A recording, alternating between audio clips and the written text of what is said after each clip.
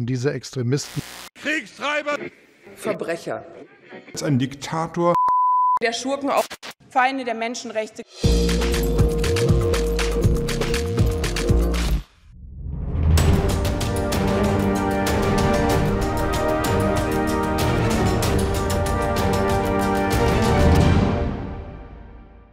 I think it's entirely fair to ask them, and it's not adequate to say anyone who asked them is somehow desecrating the memory of little girls who died in Texas. I'm not going to put up with that answer.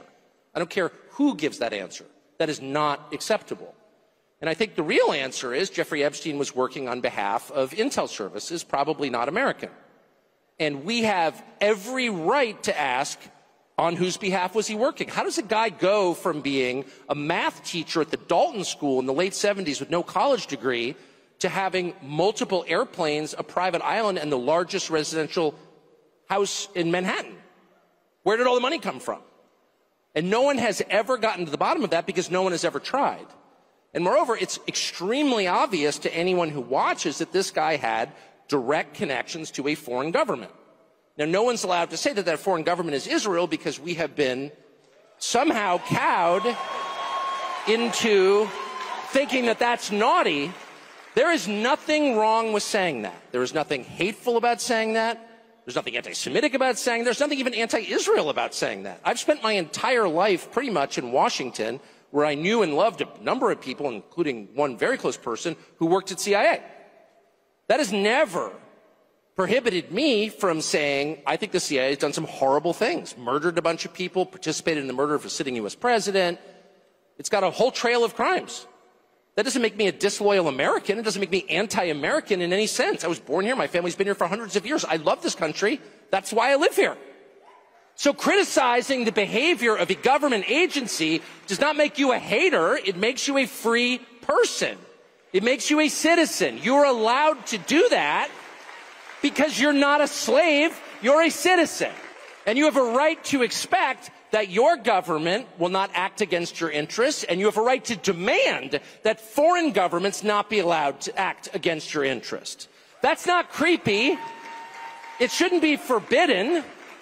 And yet all of us have trained ourselves to believe that you can't say that somehow, that that's like too naughty and forbidden. And the effect of making that off limits has been to create a lot of resentment, and I'll say it, hate online, where people feel like they can't just say, like, what the hell is this? You have the former Israeli prime minister living in your house.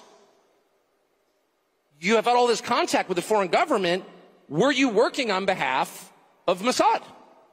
Were you running a blackmail operation on behalf of foreign government? By the way, every single person in Washington, D.C. thinks that. I've never met anyone who doesn't think that. I don't know any of them that hate Israel, but no one feels they can say that. Why? And I think the longer that we play along with it, the more subterranean and creepy and hateful the conversation actually becomes. So I think it's better just to say it right out loud. Did this happen? And of course that question has been asked to the government of Israel, and their answer is, we're not going to tell you. And I think our answer should be, no. As long as we're sending you money, if you were committing crimes on our soil, we have an absolute right to know, did you do this or not? Even now, when people talk about this topic, I can promise you, since I spent all day on the phone yesterday on this topic with informed people, they're like whispering certain words. And I'm like, why are we whispering? Why should I be ashamed as an American about wanting to know what the hell that just was? Why should I be embarrassed? I'm not the bad guy here. Why should I be embarrassed to ask, what's in this war for us? We got to go to war. Shut up. You're a bigot if you don't want it. First of all, I'm not a bigot. But second, that's kind of not the point. The point is, what's in it for us? Why is this a good idea? Shut up. And it's exactly the style of argument that I voted against, and I will never accept it. I don't care who does it. I will never accept that. You may say, as a good friend of mine who's like totally deranged, but a good person, said to me yesterday, Iran is the biggest state sponsor of terrorism in the world. You know, reading the talking point that apparently everyone, a bumper sticker that is for sale somewhere, I guess. And I'm like, okay, I don't even know what that means exactly, but how many Americans have been killed by Shia terrorism in my lifetime, which is 56 years?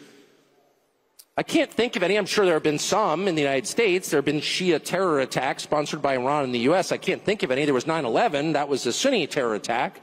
And then there's the drug epidemic, which has killed more than 1 million people during that same period. People I know, my next-door neighbor's kid, dead. People, a bunch of people I know have died. And a bunch have been totally screwed up and taken out of life, basically. Their lives have been hollowed out. They're husks. They've been totally destroyed by drugs. That's the reality that I live in the United States. So you're telling me Iran is a bigger threat than the people peddling this garbage? I don't think so. Not where I live, it's not.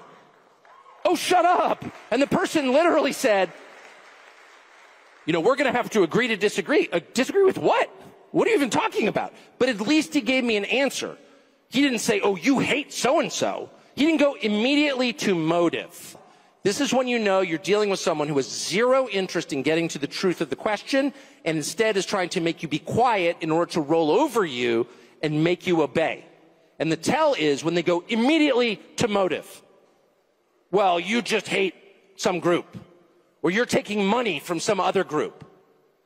And neither one happens to be true in my case, but I always feel like saying, well, okay, what if I am getting paid? Or what if I have some kind of creepy bigotry?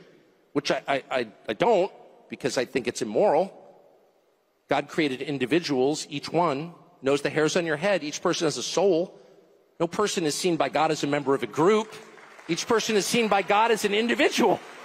So I don't like that. And I really don't. I'm not just saying that. And I mean every individual on the planet, regardless of what he looks like or what he believes. That is true of every person. And I sincerely mean that. But even if I didn't, maybe I was some like full wacko. And maybe I was like taking tons of money from some bad country, one of the bad countries you're not allowed to talk about or like. Qatar! Qatar is kind of controlling our conversation. Qatar. Evil Qatar. I am laughing. I've actually been to Qatar. It's awesome. Never taken $1 from the Qataris or the Qataris or whatever they're called. It's a great country. But whatever. But even if I was like on the payroll of Qatar,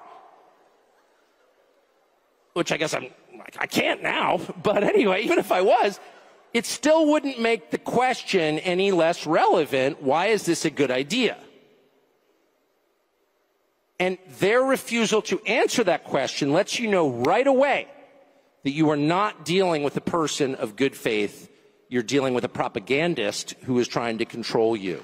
At exactly that point, that's when you say out loud, I know who you are. This is all fake. You can't even answer the question. You're trying to make me shut up because I'm a bigot, like the liberals did 7 months ago. And that's why we voted them out. So I'm not putting up with that. I voted against this, and I won't tolerate it. Credit card debt is the single biggest cause of human suffering that I'm aware of in the United States. It's not Iran. Iran's not doing that. Oh, you, a tool of the Ayatollah. No. I'm actually Episcopalian, not Shiite. Not a tool of the Ayatollah. I'm just very committed to observing physical reality and drawing my conclusions from that. I'm what we call a physicalist. I believe in the things right in front of me, the things I can touch and smell. And the people I can touch and smell are suffering not from Iran, not from Qatar. They're suffering from their credit cards and their inability of their kids to buy a house.